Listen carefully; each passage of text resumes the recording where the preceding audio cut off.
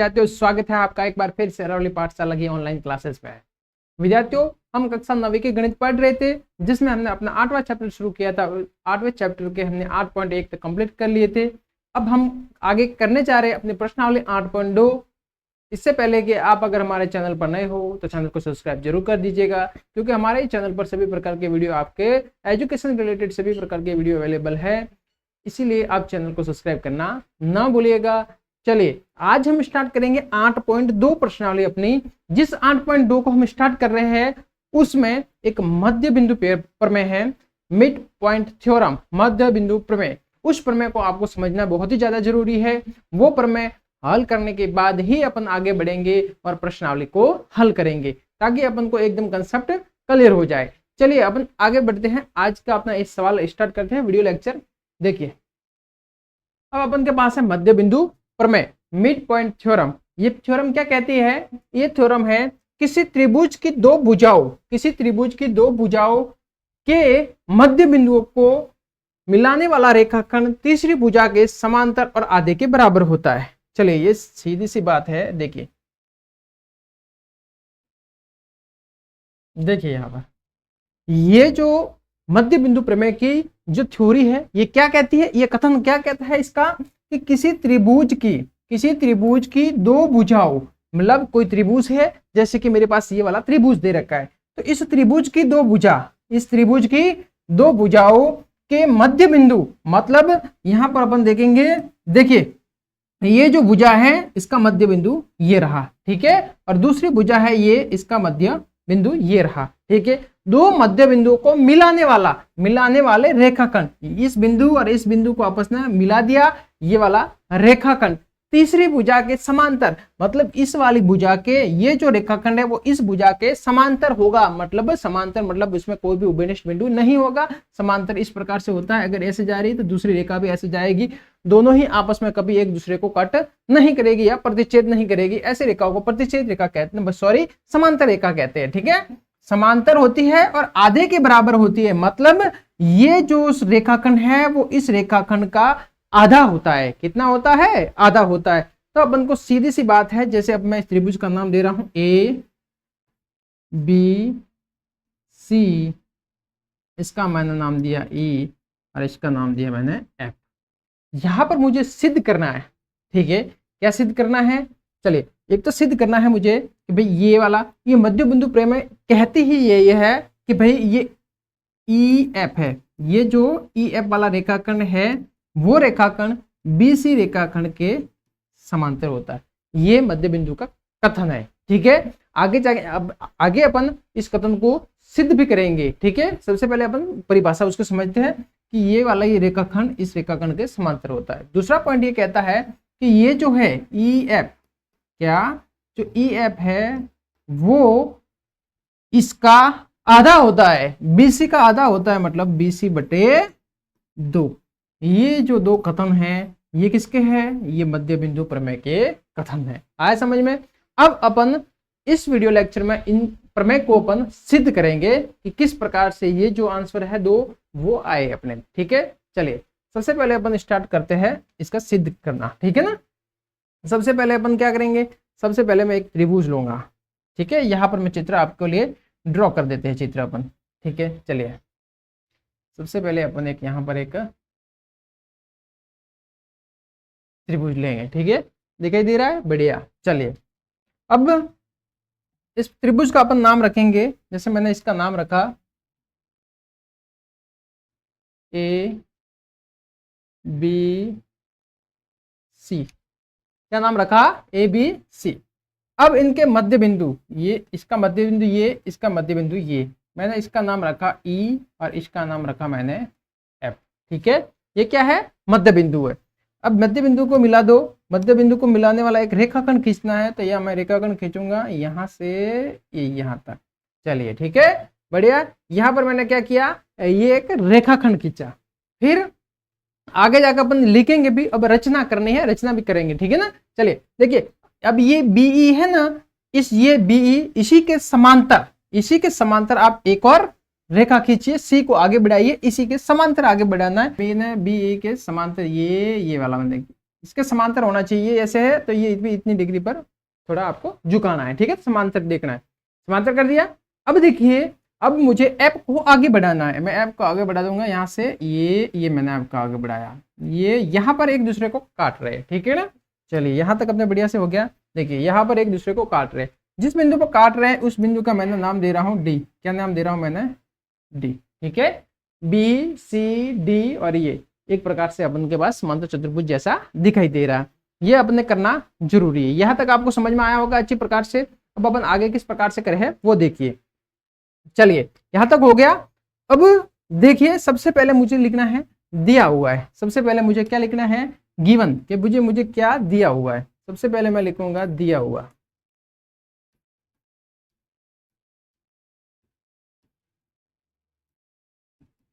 देखिए दिया हुआ में लिखना है कि अपन के पास मध्य बिंदु प्रमेय है, वो क्या कहती है कि जो ई है वो ए बी का मध्य बिंदु है।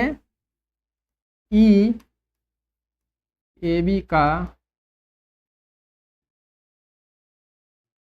मध्य बिंदु है, ठीक है। ये अपन को ये प्रमेय कहती है, ठीक है। फिर ए सी का मध्य बिंदु मतलब एफ ए सी का मध्य बिंदु है।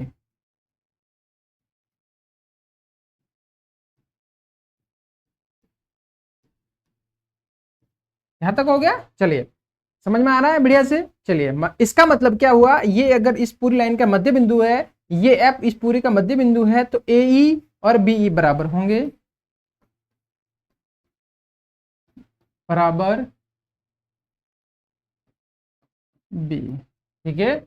यहां पर ए एफ बराबर होंगे सी एफ, ठीक है। ये अपन के पास जो दिया हुआ था वो अपन ने लिखा, ठीक है। अब हमें सिद्ध करना है। सिद्ध क्या करना है मुझे? अब सिद्ध करना है वो मैं यहां लिखूंगा कि सिद्ध क्या करना है मुझे,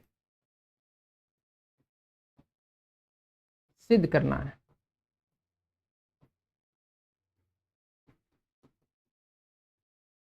सिद्ध क्या करना है वो अपन यहां लिखेंगे, ठीक है ना।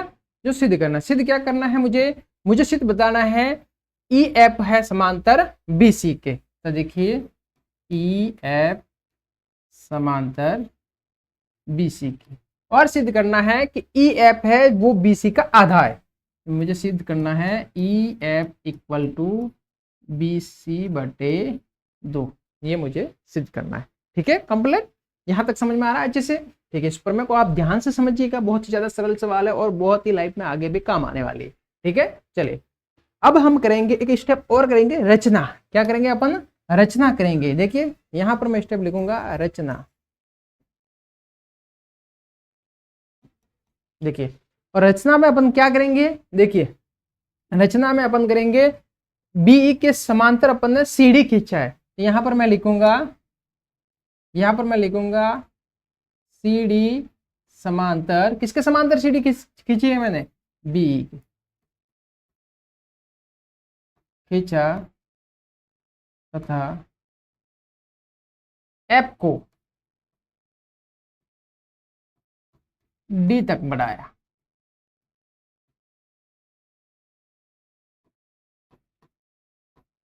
डी तक आगे बढ़ाया। समझ में आया? इस प्रकार से अपन ने संपूर्ण स्टेप बाय स्टेप अपन सवाल को हल कर रहे हैं, ठीक है ना। चलिए अब आगे देखिए, आगे अपन सवाल करेंगे आगे। चलिए ठीक है, यहां तक हो गया अपने कंप्लीट। चलिए अब आगे अपन देखें उपपत्ति।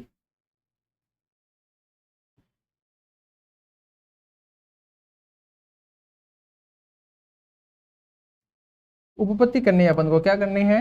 उपपत्ति।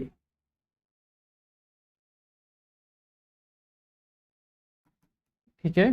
चलिए उपपत्ति में अपन लिखेंगे, सबसे पहले उपपत्ति में करनी है तो उपपत्ति में अपन लिखेंगे दो त्रिभुज लेंगे। कौन कौन से त्रिभुज? यहाँ पर देखिए पहला ये वाला त्रिभुज लेंगे, ये वाला त्रिभुज, एक तो ये वाला त्रिभुज, और दूसरा त्रिभुज लूंगा मैं ये वाला त्रिभुज। दिखाई दे रहा है आपको सवाल में? ठीक है, इन दोनों त्रिभुजों को मैं लूंगा। चलिए ठीक है, ये वाले त्रिभुज आप देख लीजिए एक बार। ठीक है चलिए ये दोनों त्रिभुज लेंगे, इसमें अपन सर्वागसम सिद्ध करेंगे। देखिए त्रिभुज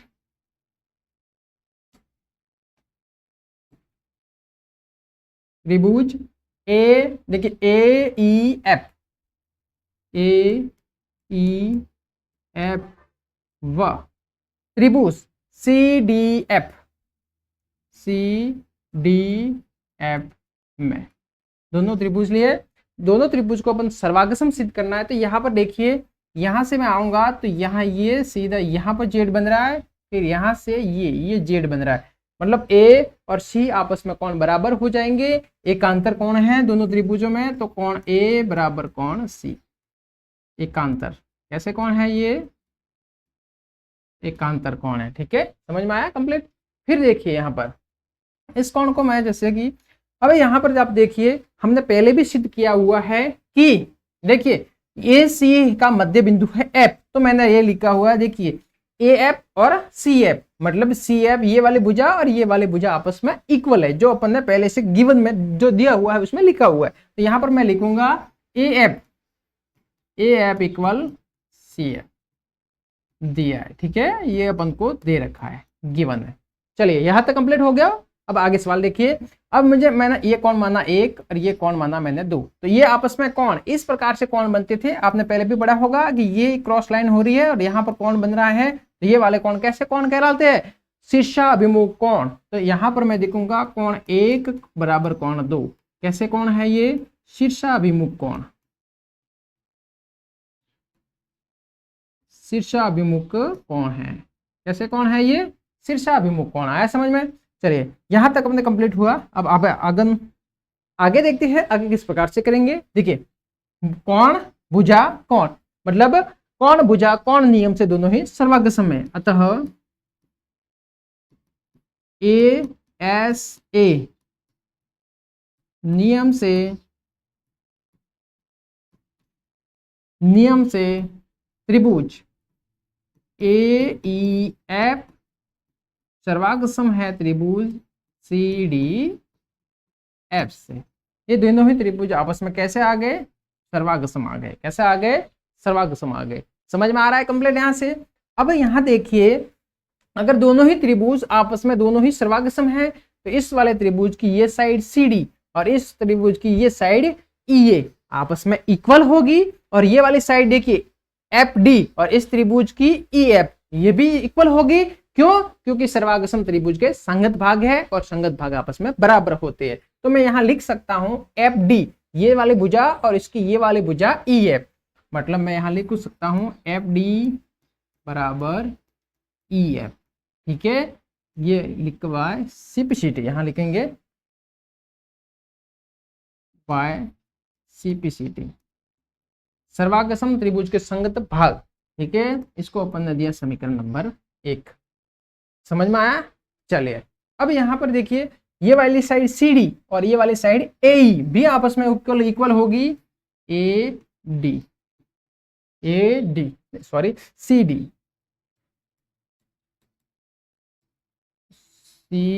इस त्रिभुज की ये वाली साइड सी डी और इस त्रिभुज की ये वाली साइड ए इक्वल होगा ए के। ये भी किससे होगा? सीपीसीटी। ये हो गया अपना समीकरण नंबर 2। आया समझ में?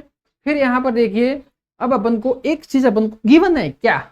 ए ई बराबर बी ई अपन को पहले से दे रखा है। देखिए ए ई बराबर बी गिवन है, ए ई बराबर बी, तो मैं यहाँ लिखूंगा ए ई बराबर बी। ये है समीकरण नंबर 3 जो मुझे गिवन है। यहाँ पर आप चाहो तो लिख भी सकते हो, दिया हुआ है। कैसा है ये? दिया हुआ समीकरण नंबर 3। यहाँ तक कंप्लीट आपको समझ में आ रहा है? बढ़िया अच्छे। ठीक है, अपन अब आगे बढ़ते हैं समीकरण 2 और 3 की सहायता से। समीकरण 2 और 3 की सहायता से अपन क्या करेंगे, ये आप देखिए। समीकरण 2 और 3 अपन को क्या कहते हैं उसको बारे में आप देखिए। चलिए देखिए, दो समीकरण यहाँ लिखूंगा मैं, समीकरण 2 व 3 से। समीकरण 2 व 3 से, 2 से 3 से देखिए, सी डी ए के इक्वल है, ए बी सी के इक्वल है, बी ई के इक्वल है सॉरी। तो देखिए यहाँ पर क्या समानता दिख रही है, ये ए के इक्वल सी डी है और ए के इक्वल बीई पी है, तो अपन ए और बी को आपस में इक्वल रख सकते हैं। आया समझ में, कंप्लीट समझ में आ रहा है। चलिए यह अपन ऐसे कर सकते हैं, देखिए सी डी है, ए है, सी डी ए के इक्वल है और ए बी सी के बीई के इक्वल है, तो सी डी और बीई भी आपस में इक्वल होंगे। चलिए ठीक है, यहां पर मैं लिख रहा हूं, देखिए सी डी, यहां पर सी डी है तो सी डी लिखा, ए किसके बराबर है, बीई के, तो इस ए की जगह मैं बीई लिख रहा हूं, बी, ठीक है, ये ऐसा आ गया, ठीक है। अब यहां आगे देखिए, आया समझ में, ये सी डी बराबर बी, तो देखिए सी डी बराबर बी, सी डी और बी आपस में इक्वल आ गए, कैसे आ गए, इक्वल आ गए, अतः बी ई सी डी एक समांतर चतुर्भुज है। कैसा चतुर्भुज है, समांतर, क्योंकि आमने सामने की भुजा बराबर आ रही है, मतलब एक कैसा चतुर्भुज हो गया। देखिए अपन ने पहले से लिखा था कि भाई बीई और सीडी, अपन ने सीडी जो रेखा खींची थी, तो सीडी रेखा अपन ने समांतर खींची थी, किसके समांतर खींची थी, बीई के समांतर ही खींची थी उसको, और अपन ने अब अपन सिद्ध कर दिया कि भाई ये बीई और सीडी आपस में इक्वल है, तो आमने सामने की भुजा समांतर भी है और कैसी है, इक्वल भी है, तो वो एक समांतर चतुर्भुज होगा, ठीक है ना। मतलब बीई सी डी एक समांतर चतुर्भुज है। कैसा चतुर्भुज है, समांतर चतुर्भुज है। कंप्लीट यहां तक समझ में आया है, अपन यहां तक आपको बढ़िया से समझ में आया होगा। अब अपन आगे देखते हैं, ठीक है। अगर बीई और सी डी समांतर है तो ई, ये देखिए ईडी और बीसी भी आपस में समांतर होगी, ठीक है। चलिए यहां अपन लिखूंगा, चलिए एक नई स्लाइड अपन ले लेते हैं यहां पर,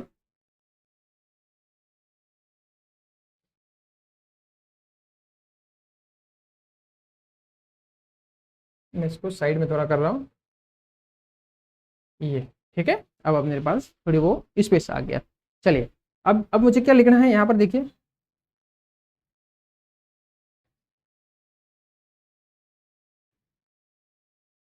देखिए अब क्या लिखना है मुझे, समांतर चतुर्भुज है, तो देखिए अब ये वाली भुजा आपस में बराबर आएगी, क्यों, क्योंकि ये आमने सामने की भुजा बराबर है, समांतर है, तो ये वाली साइड भी आपस में समांतर होगी, तो मेरे पास आएगा यहाँ पर ईडी समांतर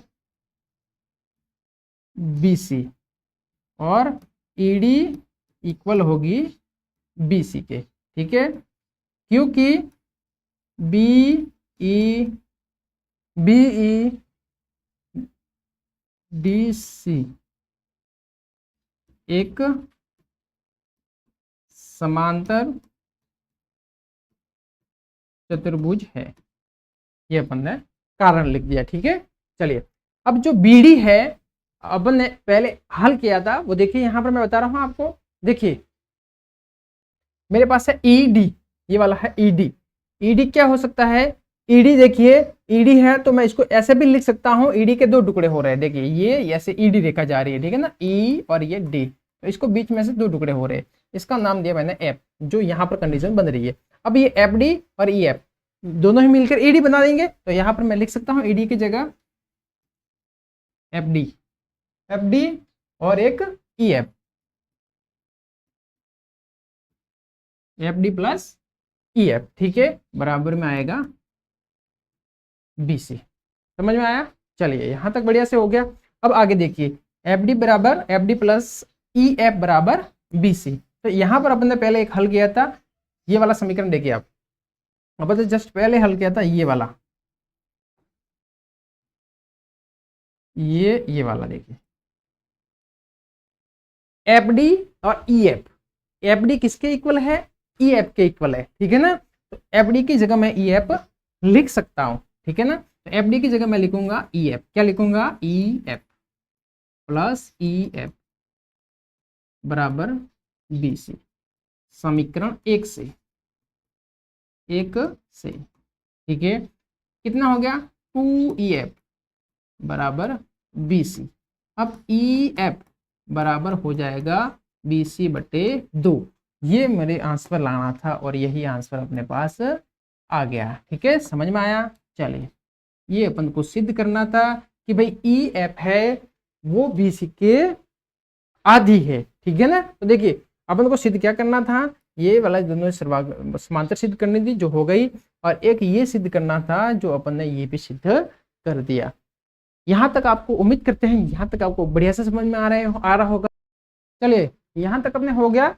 अब अपन आगे बढ़ते हैं, विलोमत इस प्रमेय की मध्य बिंदु थ्योरम की विलोमत सिद्ध करते हैं। चलिए देखिए इसका कथन देख लेते हैं। मध्य बिंदु प्रमेय का विलोम, अब इसका कथन क्या है ये देखिए। मध्य बिंदु प्रमेय का विलोम क्या है, किसी त्रिभुज की एक भुजा के मध्य बिंदु से दूसरी भुजा के समांतर खींचा गया रेखाखंड तीसरी भुजा के समद्विभाजित करता है। समझ में नहीं आया होगा ये, अब अपन इसको त्रिभुज लेके समझते हैं, आपको समझ में आएगा अच्छी तरीके से। देखिए ये वाला मेरे पास ट्रायंगल है, कोई त्रिभुज है। ठीक है, चलिए बढ़िया से देखिए, ध्यान से देखिएगा इसको, बहुत ही शानदार क्वेश्चन है। ठीक है ना। चलिए ये हो गया, ये मेरे पास एक त्रिभुज आ गया। अब ये क्या बोल रहा है कि किसी त्रिभुज, क्या बोल रहा है, किसी त्रिभुज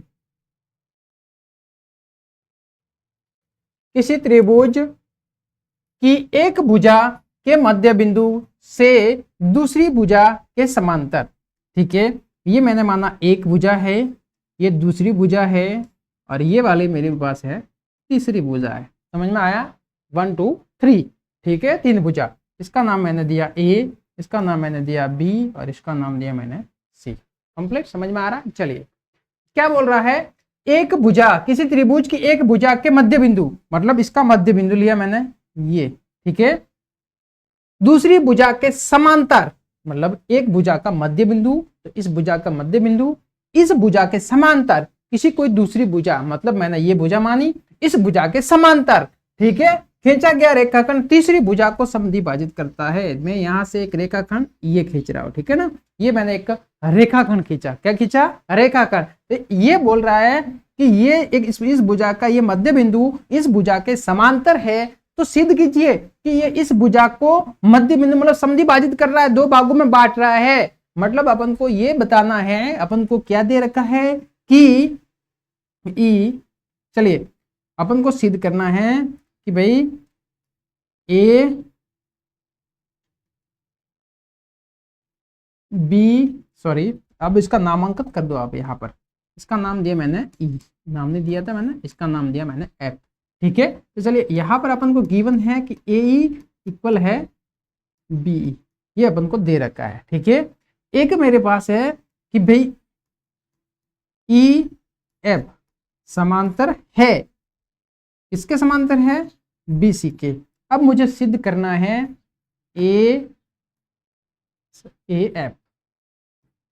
एफ बराबर एफ सी, ये वाला मुझे सिद्ध करके बताना है, इसको मुझे प्रूव करके बताना है। समझ में आया, ये अपन को दो कंडीशन अपन को दे रखी है, गिवन है, अब उसको मुझे सिद्ध करके बताना है कि भाई ये ऐसा होता है, ये इसका विलोमत सिद्ध होगा। ठीक है ना। मध्य बिंदु प्रमेय क्या कहती है कि भाई इसका मध्य बिंदु ये, इसका मध्य बिंदु ये है, तो ये वाली इसके समांतर होगी, तो इसका विलोम उल्टा दे रखा है अपन को, ये इसके समांतर है, तो सिद्ध कीजिए कि ये इसका मध्य बिंदु है। ये अपन को सिद्ध करना है, मतलब मिड पॉइंट थ्योरम का जस्ट इसका अपोजिट आपको प्रूव करके बताना है। ठीक है, चलिए हम स्टार्ट करते हैं।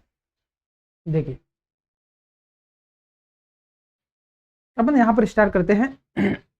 देखिए सबसे पहले अपन वही त्रिभुज बनाएंगे,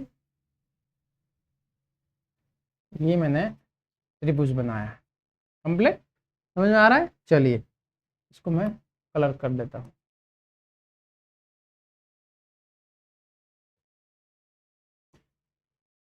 ठीक है, चलिए बढ़िया।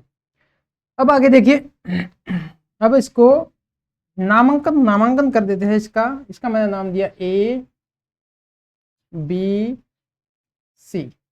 ठीक है, चलिए वही त्रिभुज, वही जैसे कि वैसे आकृति बनानी है जो बने पहले बनाई। ठीक है, चलिए यहाँ तक हो गया कंप्लीट।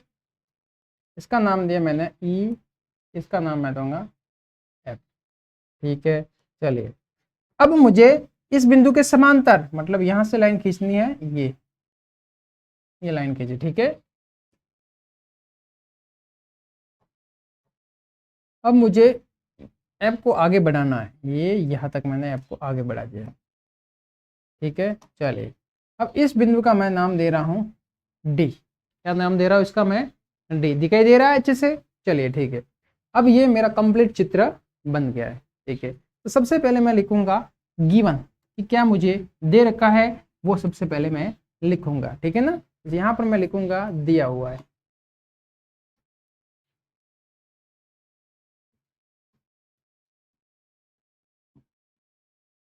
यहाँ पर क्या लिखना है कि भाई दिया हुआ है, यहाँ पर क्या दिया हुआ है वो आपको यहाँ पर लिखना है कि ई ए बी का मध्य बिंदु है, मतलब ई इस ए बी का मिड पॉइंट है, मध्य बिंदु है। एक तो ये अपन को दे रखा है और एक दे रखा है अपन को कि ये वाली इस वाली भुजा के समांतर है, ठीक है। तो मैं सबसे पहले यहाँ लिखूंगा, देखिए यहाँ अपन लिखेंगे कि ई ए बी का मध्य बिंदु है, ठीक है। ये मुझे गिवन है। ए बी का मध्य बिंदु तो क्या हो जाएगा, ए ई और ए बी सी आपस में इक्वल हो जाएगा, ए ई इक्वल बी ई, ठीक है। दूसरा मुझे दे रखा है कि ये वाली भुजा इस वाले भुजा के समांतर है, तो सॉरी ई एफ समांतर है बी सी के। ये मुझे क्या था, ये मुझे दिया हुआ था, गिवन था, क्या था, दे रखा है, ठीक है ना। समझ में आया यहाँ तक? चलिए कंप्लीट समझ में आ रहा है यहाँ तक? बढ़िया से अच्छे से समझिए, ठीक है ना। अब मुझे सिद्ध करना है, क्या सिद्ध करना है, मुझे सिद्ध करना है कि ई एफ है, जो ई एफ है वो ए सी को, इस पूरी भुजा को समद्विभाजित करती है। तो यहाँ पर मैं लिखूंगा सिद्ध करना, कि सिद्ध क्या करना है वो लिखूंगा, सिद्ध करना है। सिद्ध क्या करना है वो यहां लिखा जाएगा। सिद्ध क्या करना है कि भाई ई एफ ए सी को समद्विभाजित करता है,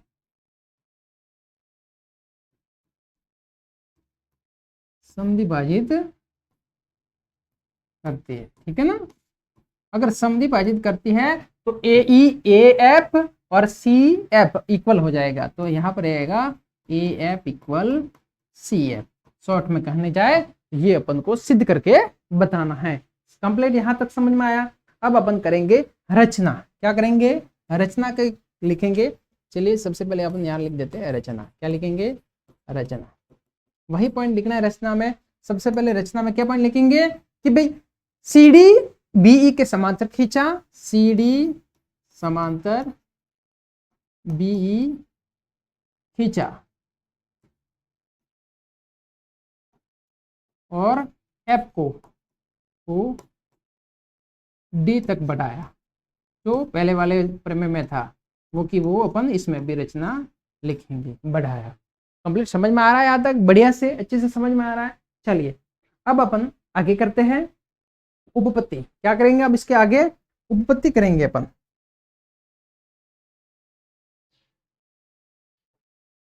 देखिए यहां पर मैं लिख रहा हूं उपपत्ति।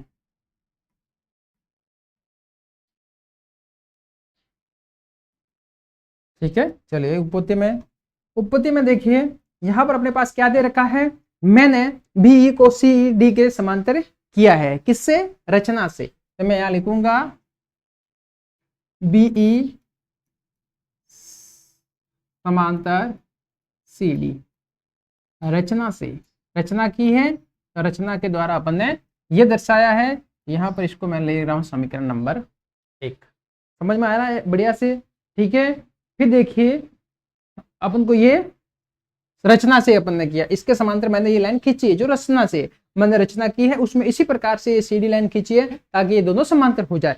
एक अपन को दे रखा है कि ई एफ, कौन सी भुजा, ई एफ, जो ई एफ है वो बी सी के समांतर है। क्या है, ई एफ बी सी के समांतर है। तो यहां लिखूंगा ई एफ समांतर बी सी।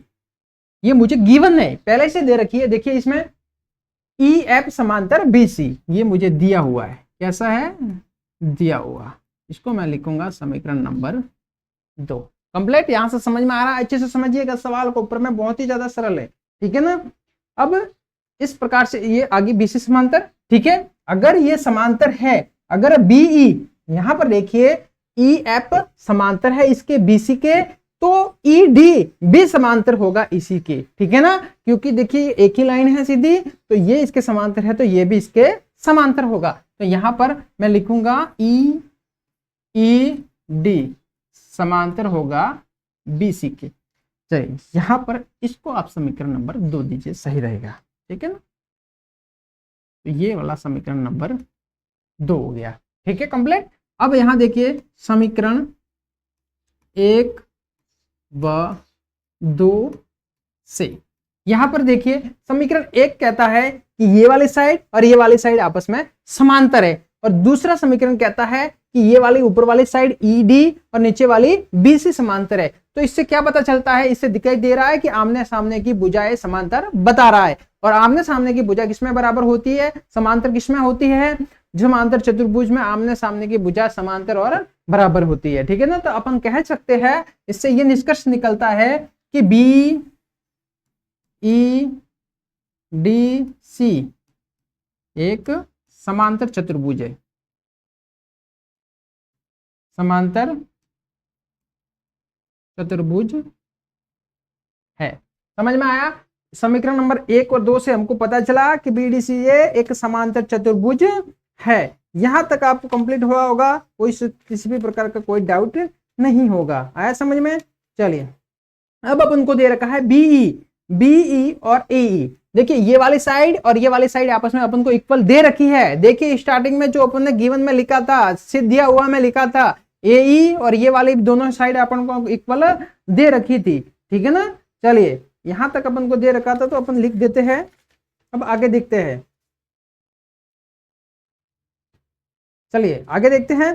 बीई ये वाली साइड, ये और ये आपस में इक्वल है, एक है बीई और सीडी भी इक्वल है, बीई और सीडी भी आपस में इक्वल है। क्यों? क्योंकि समांतर चतुर्भुज है, तो आमने सामने की भुजा है इक्वल होगी, तो ये वाली साइड और ये वाली साइड भी आपस में इक्वल होगी, और ये वाली साइड और ये वाली साइड आपस में इक्वल है। चलिए तो स्टार्टिंग करते हैं, अपन को ये देखते हैं कि भाई समांतर चतुर्भुज है, तो अपने पास बीई किसके इक्वल होगा? सीडी के, ठीक है। बिकॉज क्योंकि बीई डीसी एक समांतर चतुर्भुज है, ठीक है। अब ये अपने पास ये आ गया। फिर देखिए आगे आप, ये वाला एई और ये वाला पार्ट बीई आपस में इक्वल है, तो मैं यहां पर लिखूंगा बीई इक्वल है एई, ये पार्ट भी आपस में इक्वल है, ठीक है ना। इसको नाम आप समीकरण 3 देंगे, अब इसको नाम अपन समीकरण 4 देंगे। समीकरण 3 व 4 से, 3 व 4 से देखिए बीई सीडी के इक्वल है, बीई एई के इक्वल है, तो आप ऐसे लिख सकते हो कि सीडी इक्वल एई, सीडी और एई भी आपस में इक्वल हो सकते हैं। इसका नाम दिया मैंने समीकरण नंबर 5। यहां तक कंसेप्ट आपको क्लियर हुआ? किसी भी प्रकार का कोई डाउट हो तो बोलिए।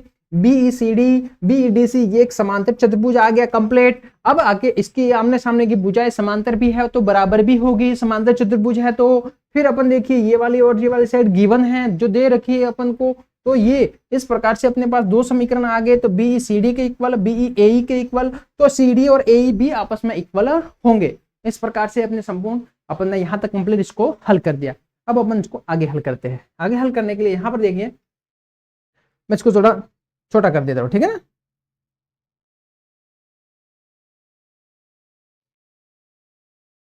इसको आप नोट कर दीजिएगा, ठीक है, कंप्लीट, ठीक है। चलिए अब मैं यहां से दूसरा पार्ट करता हूं इसका।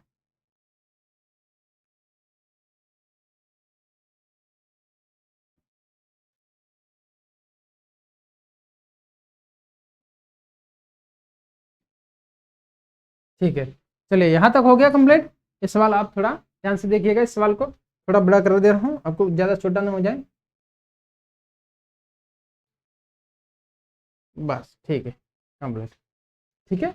चलिए अब आगे देखिए, आगे क्या होगा, आगे किस प्रकार से होगा। देखिए यहां तक अपन ने कंप्लीट कर दिया समीकरण नंबर 5 तक। अब अपन 2 त्रिभुज लेंगे, एक तो ये वाला त्रिभुज लेंगे ए ई एफ वाला, और एक लेंगे ई एफ सी डी वाला। तो यहां पर मैं त्रिभुज लूंगा ये आप यहाँ से लाइन कर दीजिए, ठीक है, कंप्लीट, ठीक है। यहाँ पर देखिए त्रिभुज AEF एफ व त्रिभुज FCD D में, दोनों त्रिभुजों में आपको सर्वांग समता सिद्ध करनी है। तो चलिए यहाँ पर ये वाला कोण, यहाँ पर ए वाला कोण एकांतर कोण हो जाएगा। यहाँ पर बनने वाला कोण नंबर 1, यहाँ पर कोण बनने वाला कोण नंबर 2 आपस में शीर्षाभिमुख कोण हो जाएंगे। यहाँ पर अपन देखेंगे कोण A बराबर कोण C। यहाँ पर मैं लिखूंगा एकांतर कोण, कैसे कोण है एकांतर, कैसे कोण आ गए एकांतर। फिर देखिए यहाँ पर कोण 1 और कोण 2, तो यहाँ पर मैं लिखूंगा कोण 1 बराबर कोण 2। ये कैसे कोण है, ये शीर्षाभिमुख कोण है। कैसे कोण है, शीर्षाभिमुख, शीर्ष के अभिमुख, शीर्षाभिमुख कोण आ गया, ठीक है ना।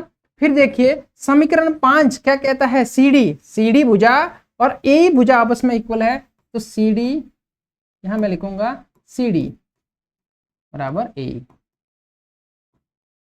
समीकरण 5 से, समीकरण 5 से। फिर यहां लिखेंगे देखिए अतः त्रिभुज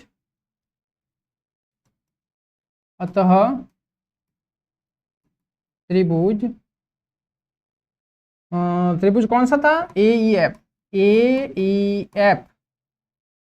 सर्वांग सम है त्रिभुज FCD से बाय रूल। कौन सा नियम लगा इसमें, अब बता सकते हो, AAS मतलब कौन कौन भुजा नियम से ये सर्वांग सम है दोनों त्रिभुज। अगर ये दोनों ही त्रिभुज सर्वांग सम है, ये वाला त्रिभुज और ये वाला त्रिभुज दोनों सर्वांग सम है, तो ये वाले साइड और ये वाले साइड आपस में इक्वल होंगी। क्यों, क्योंकि सर्वांग सम त्रिभुज के संगत भाग बराबर होते हैं। तो यहाँ पर मैं लिखूंगा AF बराबर CF। कैसे, सर्वांग सम त्रिभुज के संगत भाग बराबर होते हैं, तो बाय CP/CT। अतः AF ये दोनों बराबर आ गए, तो यही अपन को सिद्ध करना था।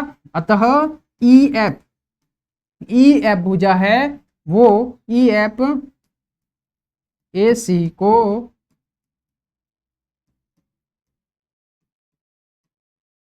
समद्विभाजित करते हैं। ये मेरे पास अपना जो प्रमेय को सिद्ध करना था वो सिद्ध हो गए, कंप्लीट। समझ में आया यहाँ तक। इस प्रकार से इस संपूर्ण पूरे सवाल को अपन ने कंप्लीटली हल कर दिया है। उम्मीद करते हैं यहाँ तक आपको अच्छे से समझ में आया होगा। ये प्रमेय आपको एकदम कंठस्थ करनी है, एकदम इसको समझ के करना है, ठीक है ना। आगे हम लेके आएंगे अपनी प्रश्नावली 8.2 जिसमें हम प्रत्येक सवाल को एक सवाल को हल करेंगे, और वो सवाल सभी मिड पॉइंट थ्योरम के ऊपर ही आधारित है। इन थ्योरम को आप अच्छे प्रकार से एक बार इसको कर लीजिएगा। धन्यवाद, मिलते हैं बहुत ही जल्द नेक्स्ट वीडियो के साथ।